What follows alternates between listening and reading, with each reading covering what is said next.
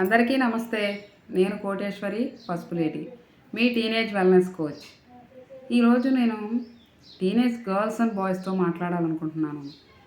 ప్రతి ఒక్క టీనేజర్స్ కూడా వాళ్ళ తల్లితో, అమ్మా నీకేం తెలీదు, నీకు ఈ డ్రెస్ గురి నుండి ఏం తెలుసు, నువ్వు ఎప్పుడు చూసినా చిరాకు పడుతుంటావు, కోపడుతుంటావు, నీకేం తెలీదు, నువ్వు ఊరుకో అంటూ ఉంటారు. అసలు మీ అమ్మకి ఏం తెలుసు పక్కన పెడితే, అమ్మ నుండి మీకేం తెలుసు ఎప్పుడైనా ఆలోచించారా? అమ్మ కూడా నిన్న మొన్నటి వరకు మీలా తన పుట్టింట్లో గారాబంగా పెరిగిన అమ్మాయే. నిన్న మొన్నటి వరకు ఉదయం 9 గంటల వరకు పడుకొని తనకి ఏం కావాలో అన్నీ తన తల్లితో చేయించుకున్న ఆడపిల్లే. మీలా తన తండ్రి దగ్గర గారాలు పోయిన అమ్మాయే. సడన్గా పెళ్ళై అత్తగారింట్లో అడుగుపెట్టిన తర్వాత తన అలవాట్లన్నీ మార్చుకొని తన ఫ్యామిలీ మెంబర్స్కి ఏం కావాలో అన్నీ చూసుకుంటూ తన లైఫ్లో తను తల్లి అయిన తర్వాత తన ఇష్టాలని కోరికల్ని చంపుకొని తన పిల్లలకి ఏమి ఇష్టం, ఏం కావాలి చూసుకుంటూ తన లైఫ్ గడిపేస్తూ ఉంటుంది. తనకంటూ ఒక ఇష్టం ఉందని, తనకంటూ ఒక లైఫ్ ఉందని మర్చిపోతుంది. ఎప్పుడు చూసినా తన పిల్లల వైపు నుండి ఆలోచిస్తూ తన పిల్లలకి ఏం కావాలి అన్న ఆలోచనలోనే బ్రతుకుతుంది.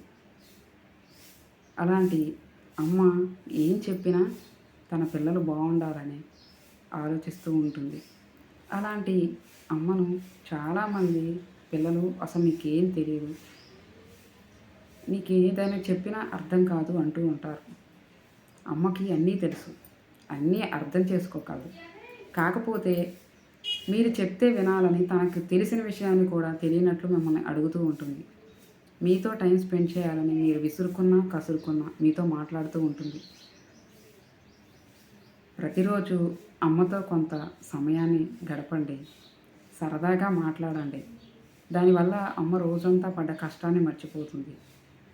మీరు సరదాగా మాట్లాడే 4 మాటలు అమ్మకు ఎంతో ఓదార్పునిస్తాయి. ఎప్పుడూ కూడా అమ్మ తన పిల్లల బాగునే కోరుకుంటుంది. దాన్ని అర్థం చేసుకొని అమ్మని ఎప్పుడూ కూడా చిరాకు పడటం, కోప్పడడం లాంటివి చేయకండి. అమ్మతో ప్రేమగా మాట్లాడండి. మీ రోజు 24 అవర్స్లో ఎంతో కొంత టైంని అమ్మ కోసం కేటాయించండి. అమ్మతో ఉన్న కొంచెం సేపు మీ కోపాన్ని, మీ చదువుపైన ఉన్న ఒత్తిడిని పక్కన పెట్టి సరదాగా మాట్లాడండి. మీకు తెలియని విషయాన్ని అమ్మని అడిగి తెలుసుకోండి. అమ్మకు తెలియని విషయాన్ని మీరు నేర్పించండి.